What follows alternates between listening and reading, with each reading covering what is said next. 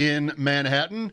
Thanks for joining us for pregame coverage. Paul Hamilton is literally at the game and will check in very shortly. The Sabres, off a fun win over Vancouver earlier this week, are now 22-19, 22-15-4. Looks pretty good. Fun works. I watched the game. It was fun. Fun? Got a little, it That's was fun, too. nerve-wracking at the end is fun. That's fun. That's right. That's part of the fun is, it getting close. 4-0 to 4-3 in pretty short order. Yep. Then 5-3 the final.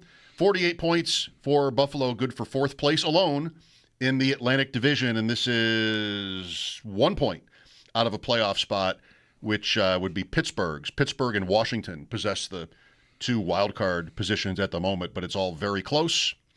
The Rangers are not in a playoff position. 20-24 is their record, or 20-18-6, like the pros do it. 46 points, just ahead of Columbus in, again, a very tight, congested metropolitan division. Tuesday with Vancouver, I guess before the turnaround, had me reminiscing a little bit. You know, you had big saves early, early lead, and good goals. Like, it was kind of one of those nights where this is getting interesting. Yeah, the plays that were made for the goals were really pretty. I'm glad you mentioned big saves early, because Luukkonen, while I would say the third of the three Vancouver goals was one he would probably like back, the other two, I don't think there's really anything you could fault him on. He made, during that first penalty kill, there's a wild scramble where he desperately, he makes, big saves there. But right after that, I think it's still on the same power play for Vancouver, there are two plays right in the slot. Like, there's an open guy in the slot, and he is just right out there on top of the crease, makes the first save. The rebound goes right back to either the same guy or another player, and he's just so in control, just so squared up that he makes the second save look pretty easy. But that was, man, those were really good. And those are just two I'm singling out. He really was, I thought, a difference maker in the game early. That game could have very easily been 2-0 before the Sabres struck. But then they got going, and Thompson made a great play for his goal to fight for the space in front of the net and score. And then the 2-on-1 with Tuck and McLeod was beautiful. And you even got Zach Metza getting his first NHL goal. Turns out to be the game winner in the third period to make it 4-0 before Vancouver scored 3 in about 6.5 minutes. That's what they were going for. They wanted Metza to have the game winner? Yeah, they had to give up 3. Exactly 3 for that to be the case. Paul Hamilton with us now from Madison Square Garden. First visit of the season by the Sabres to New York, and there will be one more in April. These teams met on opening night, and that was a Rangers 4-0 win. Paul, your thoughts on the Vancouver game? Yeah, same thing. And I think what maybe messed Luukkonen up on the third goal is Byram went down too soon. And the Vancouver shooter just walked around him. And Luukkonen, I think, found himself caught back in his crease, which gave him the far side to hit from there. Normally, like he was when he made those 2 saves on Sherwood, he was out and made those saves where he was back in his net. But I was wondering if maybe that messed him up when Byram went down way too soon. Could be, yeah. And he just danced right around him. But you're right. The first 2 goals, there's really not much he could do about it. And he did make some great saves. I thought, they showed that desperation on that first penalty kill. And he had teammates right around him doing the same thing. Yep. I mean, they were all showing desperation there, which I thought, was good. And they kept the puck out of the net. And, we're able to, finally get things going there. Because Vancouver had 7 shots by that. I think they were out shooting the Sabres 7-2, and all 7 were on the power play. I mean, they were all on that one power play. And, Buffalo, by the end of the night, Vancouver had 12 shots on the power play, Buffalo none. I mean, that was really the difference of why the shots were so goofy the other way. You take if it's 0-0 on the power plays, it's 23-20, the shots on net. Vancouver kept shooting on the power play, and what really turned the tide was Tage Thompson taking the double minor for high sticking, and right before the first penalty ended, Rangers scored. That was the first goal, But it was the double minor that kind of got them back in the game and got them going. Right. One other thing I want to mention from Tuesday night, and it involves the crowd, because I thought, and my son pointed this out, I think, on Twitter. Paul, I don't know if he was sitting with you and if you guys talked about this, but late in that, when it's 4-3, before the empty netter, and it's tense, right? I know how I felt. I know we've all been through it, and this team, as recently as last year, had a lot of trouble in moments where, here's adversity, and we're tense, and just all jittery. And I was feeling every bit of that, as much as you can feel for a January game. But they're in a race here, and I'm kind of tense. And the crowd, instead of not that I would expect them to be booing, but I would expect them to be tense. Someone started chanting, "Let's go Buffalo," and it sort of got going. And I thought that was really impressive for this fan base to not just be sitting there with their heads in their hands, panicking that they're going to watch this team blow a 4-0 third period lead in about 6 or 7 minutes. Not only that, they got that going, and then Benson made a play to take the puck away, and they cheered like a crowd in Montreal would cheer. Montreal gets all this credit for having this heady crowd that appreciates the nuances. Benson makes a neutral zone takeaway, and you would have thought somebody scored a goal. I just want to give the fans, so resilient, after all they've been through, to in that moment not be panicked, instead just sort of rally the troops a little bit. I thought it was a really nice moment. In the past, they would have been on him after the second goal. The boos would have been flying down, and they would have been all over him. Yeah. Good for Lindy Ruff, too, to call the timeout.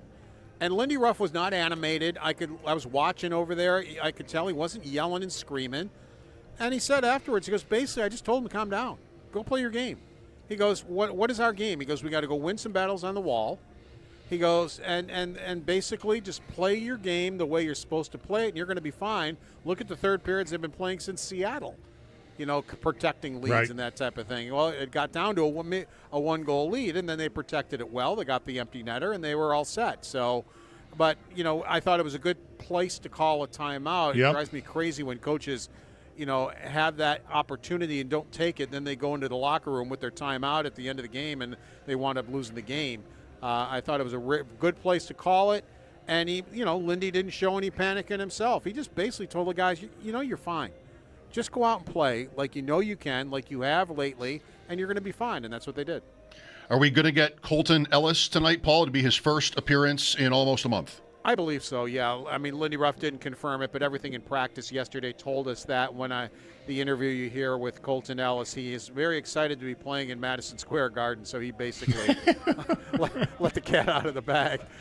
But practice kind of told us, too, even though Lindy Ruff wasn't going to tell us. But, I would be shocked if Colton Ellis is not in net. I wonder how big a game this is for his standing within the team and just his NHL future. They're still carrying 3 goalies. Lyon is on IR for now, and that's not expected to be real long, right? Did we hear about a week type of thing with him?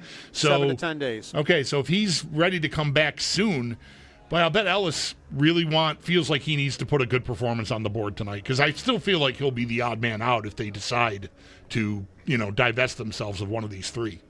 Well, when it was said, because Kevin Adams never spoke, he hadn't spoken since the first day of training camp, but so he never gave the reason why he grabbed Ellis or whatever. But Lindy Ruff said they had their eye on him for a while, and when the opportunity came up, they had to take that opportunity. Well, Jarmo Kekalainen, he's not Kevin Adams, so we don't know if Kekalainen thinks the same way about him or how he feels about him. I did hear him say something similar about Ellis, just almost quoting what you just said. We had our eye on him for a while, we claimed him for a reason, that kind of thing. I've read that attached to Kekalainen. But one thing I liked about Ellis is nothing has been too big for him in his rookie year here. And this is the 3rd time now he's had to wait a while in between starts, including his first start of the NHL. I don't even know which playoff or preseason game he played in St. Louis, but just from the time he was claimed until the time he got in net, I think it was October 22nd when he got in net, was 16 days. And he played really, really well.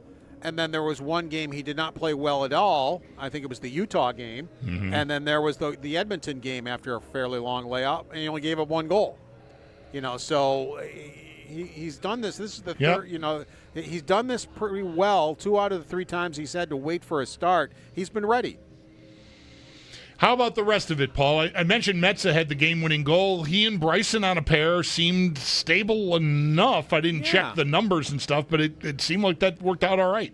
I asked Lindy about that, and he said pretty much that we do spot them, but he said, I can put them out there. I'm not afraid to put them out there. He said, I think they're both playing very well. He said, I think they're meshing pretty well as a pair.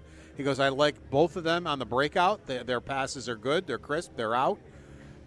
So even though they're not playing over 20 minutes like the top 4 are, I've liked them too. That's why I asked the question. I don't think they've embarrassed themselves at all, and I think they've played pretty well for, a 5-6 defensive pair. And I think the top 4 are very much on a heater. Not that them jumping into the offense is uncommon, but man, I just felt like Tuesday night, all 4 of those other guys were everywhere.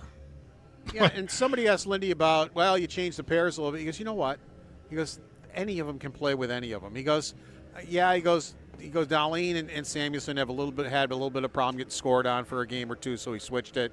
But he said it really doesn't matter. He goes, the way they all are playing right now, he goes, I can put anybody out with anybody, and I think they'll be fine. Yeah, I like seeing. I think we saw power with Dahlin for a shift or 2, or maybe even more than that on Tuesday. And yeah, I'm here for that. I think just different looks can throw an opponent off. Like just different pairs like that. And if they've got that flexibility, I'm all for it. Yeah, definitely. And I've liked Owen Power's game much better recently. I think he's been better. I think his coverages have been much better. I mean, that was the big thing with me is he would diagnose the play and be there, but he wouldn't cover the guy. Right. But he seems to be, I think, a little bit better at that. And Samuelsson again. There was a play or 2. I know at least one comes to mind where a guy standing there. I don't even know how dangerous a play it was, but just the goalie's got the puck, and Samuelsson just leveled somebody right outside the crease.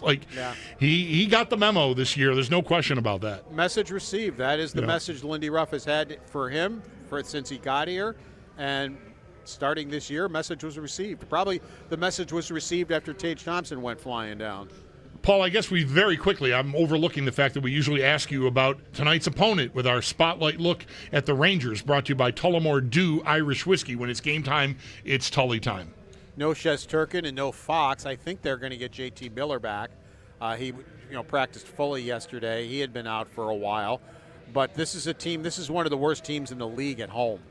They're 5-10-4 at home. They've only won 2 of their last 7 here at MSG. So might be something the Sabres can take advantage of, because if you recall, the Sabres are 7-1 in their last 8 road games.